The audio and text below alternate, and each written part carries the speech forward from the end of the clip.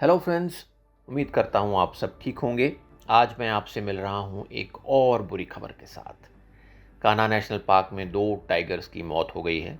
ये टाइगर्स हैं डिगडोला male tiger और महावीर मेल टाइगर। ये डेथ एक टेरिटोरियल फाइट का नतीजा है। महावीर मेल का जन्म 2022 के एंड में हुआ था। वो एक यंग और ताकतवर टाइगर था और माना जा रहा था कि आने वाले समय में वो कान्हा नेशनल पार्क का एक स्टार टाइगर बनेगा। उसका भाई है वीर सिंह, जो आज भी जंगल में राज कर रहा है। ये दोनों भाई कान्हा के सबसे प्रॉमिसिंग यंग टाइगर्स में से गिने जाते थे। 4 मई को महावीर की टक्कर डिगडोला मेल टाइगर के साथ एक ज़बरदस्त टेरिटोरियल बैटल में हुई। ये इनकाउंटर दोनों के लिए बहुत ही घातक साबित हुआ। इस लड़ाई के दौरान डिगडोला मेल की स्पॉट पर ही मौत हो गई, जबकि महावीर को बहुत गंभीर चोटें आईं। फॉरेस्ट डिपार्टमेंट की पेट्रोलिंग टीम ने उसे ढूंढने की और मॉनिटर करने की लगातार कोशिश की, लेकिन ज़ख्मी महावीर का कोई पता नहीं चल सका।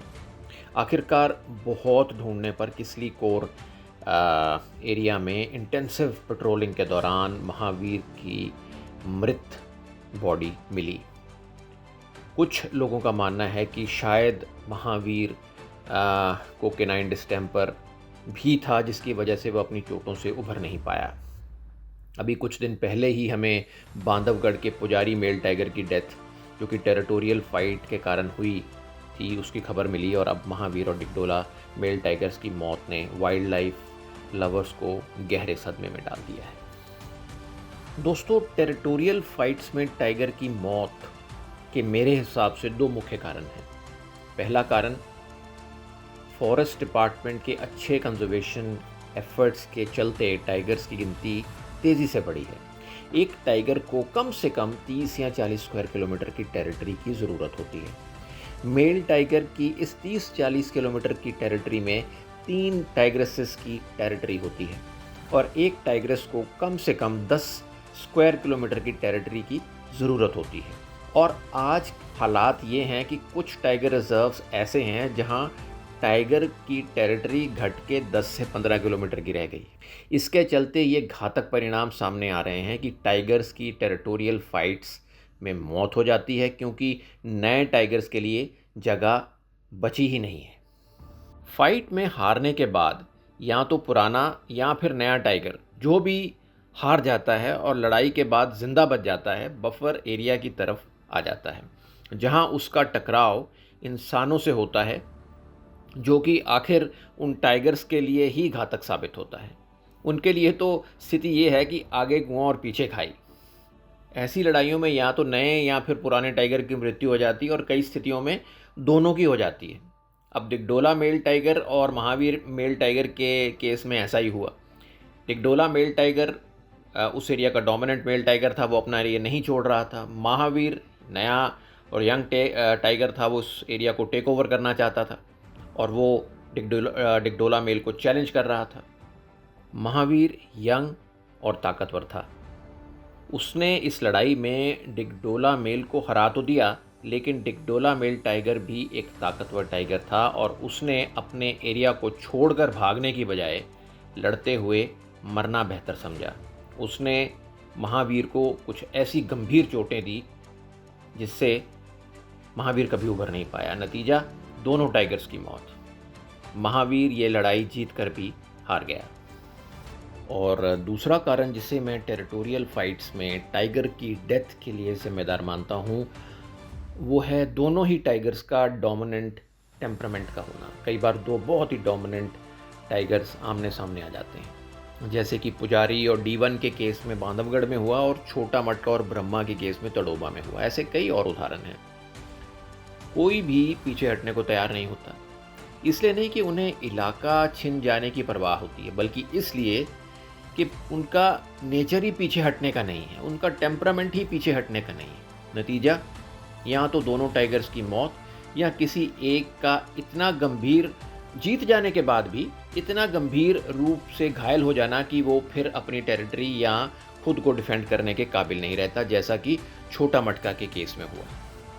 लेकिन एक और किस्म के टाइगर्स भी होते हैं जो कि ताकतवर होते हैं, डोमिनेंट होते हैं, लड़ने में माहिर होते हैं और सबसे इम्पोर्टेंट वो ये जानते हैं कि कब पीछे हटना है। ऐसे टाइगर्स को दूसरे टाइगर मार नहीं पाते और ये भी जानते हैं कि लड़ाई को एक हद से आगे बढ़ाया गया तो ये हमें मार सकते हैं।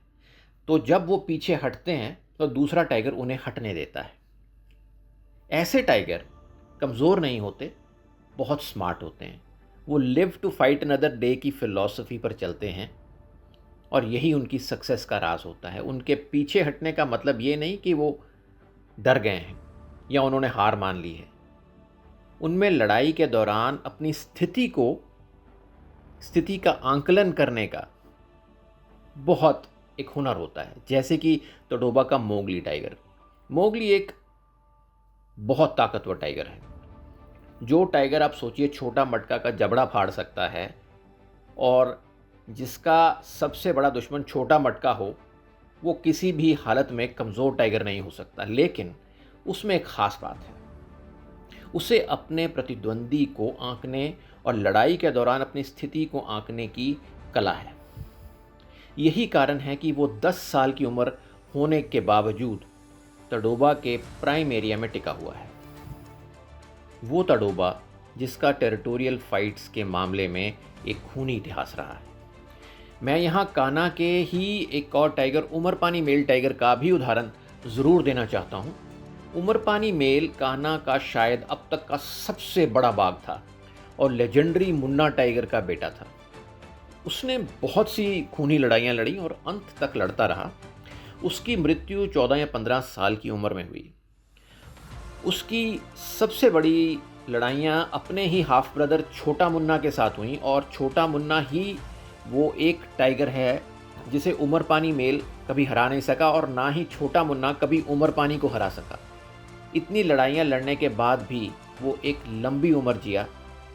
मैंने उमरपानी मेल टाइगर पे एक वीडियो बनाया है जिसका लिंक मैं डिस्क्रिप्शन में डाल दूंगा, ज़रूर देखिएगा, बहुत इंटरेस्टिंग है। मोगली और उमरपानी मेल टाइगर्स मेरे 2 फेवरेट टाइगर्स हैं।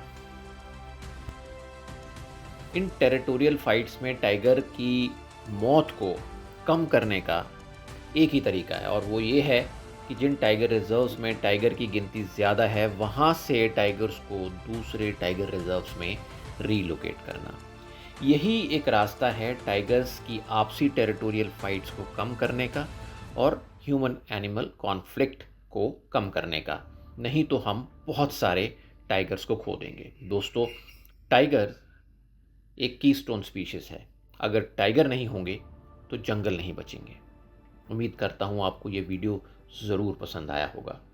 Please do like and subscribe to the channel for more such videos. बहुत जल्दी फिर मिलेंगे एक और वीडियो के साथ। जय हिंद।